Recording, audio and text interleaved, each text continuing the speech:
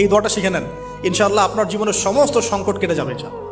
আমি নিজেও এই দোয়াটা বেশি বেশি করার চেষ্টা করি। দোয়াটা হচ্ছে, মুসা আলাইহিস সালাম একটা গাছের নিচে হেলান দিয়ে বসলেন, বসে দেখলেন দুজন মেয়ে দাঁড়িয়ে আছে দূরে, পানি নিতে পারছে না, লোকজন পানি নিয়ে যাচ্ছে, ওরা দাঁড়িয়ে আছে বেচারি।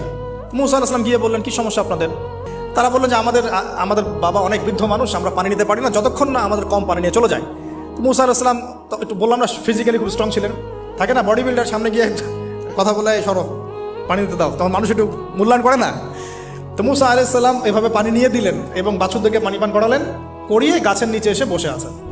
বসে বসে তিনি দোয়া করছেন, এই যে দোয়াটা তিনি দোয়া করছেন, রব্বি, একটা নেক কাজ করলেন না, মানুষের উপকার করলেন, নেক কাজ করে এসে গাছের নিচে বসে দোয়া করছেন, আল্লাহ এখানে তো আমার খাবার পানি বাসস্থান কিছুই নাই, আমি কি করব?